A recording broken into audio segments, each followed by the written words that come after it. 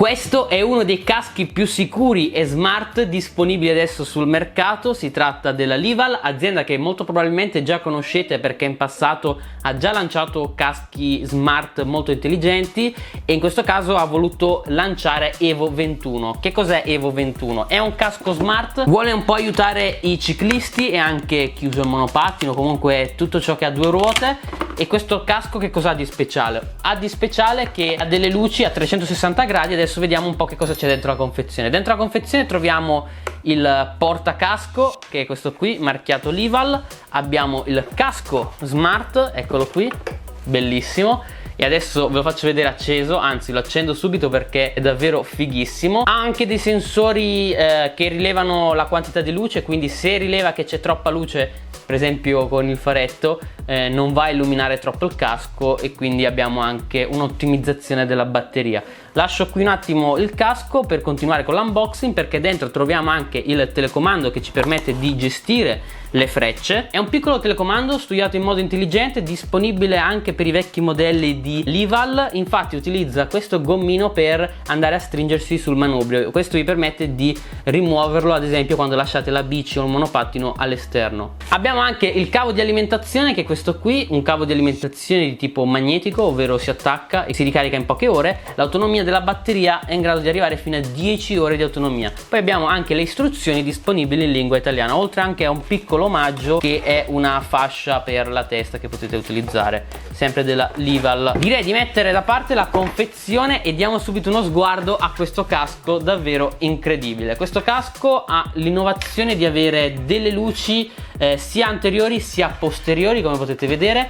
Queste luci sono completamente regolabili a nostra scelta, ma possiamo gestirli non solo dal tasto qui presente nella parte posteriore. Possiamo mettere luci a effetto, possiamo mettere luci a blink oppure con blink rapido. Dall'applicazione possiamo gestirli, possiamo controllare anche le frecce. Anzi, vi faccio vedere subito le frecce, che sono la parte secondo me più figa. Notate una cosa? Quando lui rileva che vi fermate, quindi fate una frenata con il casco con la bicicletta, le luci dietro si fermano. In questa maniera evitate ad esempio di non essere visti da un'automobile quando arriva al semaforo. Con il radiocomando, come vi ho detto, possiamo controllare il casco. Lui rileva appena rileva un movimento che lo stiamo indossando, quindi si rimette in funzione. In ogni caso premo il tasto qui per andare a sinistra, lui va a mettere la freccia per andare a sinistra. A dire la verità ho messo la freccia per andare a destra, vabbè. Comunque possiamo cambiare entrambe le frecce.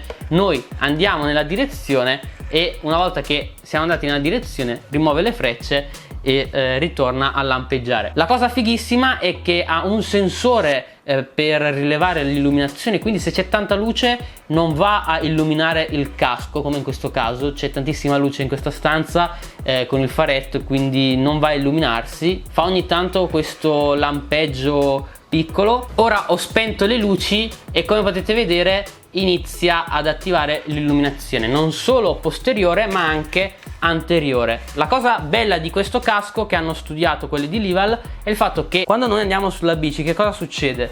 Noi indossiamo il casco, ma quando pedaliamo tendiamo a inclinare la testa in basso di 45 gradi. Hanno fatto sì che il LED qui davanti non è rialzato ma rimane comunque visibile anche quando noi guardiamo verso il basso, e questo rende la vita ai ciclisti decisamente più sicura, perché vi rende più visibile non solo a chi avete dietro ma anche a chi avete davanti. Un'altra cosa figa che hanno fatto è la possibilità di regolare completamente il casco, quindi se avete un po' la testa grande, piccola, nessun problema. Qui nella parte posteriore avete la possibilità di regolare le dimensioni del vostro casco. Questo casco ha fatto anche diversi crash test ed è risultato super resistente nonostante sia un casco piuttosto leggero. Vi faccio vedere qualche immagine registrata dall'azienda dove ha fatto vedere proprio che lo distruggono eppure resiste agli urti, infatti è certificato. Altra cosa, ha un sensore al suo interno che vi permette praticamente di avvisare un vostro parente nel caso doveste fare un incidente. Questa che state vedendo è l'applicazione che è anche un po' un social network, perché potete condividere tutti i vostri percorsi con gli amici. Infatti c'è Record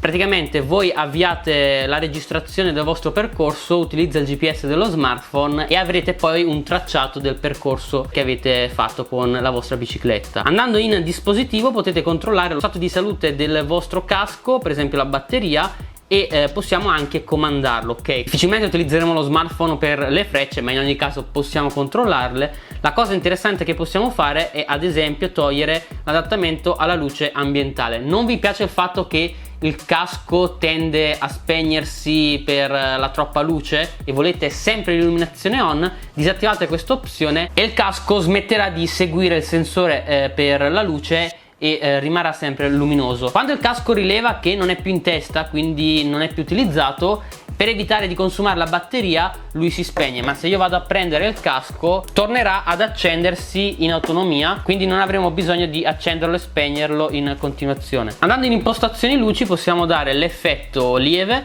che è quello che avete visto all'inizio del video, quello standard, poi abbiamo flash e poi abbiamo spento e flusso, che è quello che piace più a me. Praticamente abbiamo questo effetto fade. Andando in io, contatto per emergenze, abbiamo la possibilità di inserire il numero di telefono di un nostro contatto per un'eventuale emergenza. Lui appena rileva un urto sul casco e vede che non ci muoviamo più per 80 secondi, 90 secondi, invia in automatico un SMS oppure un'email al nostro contatto di fiducia per avvisarlo dove ci troviamo e quindi di procedere eventualmente con i soccorsi. Ma io direi adesso di vederlo un po' in azione per poi giungere alle conclusioni.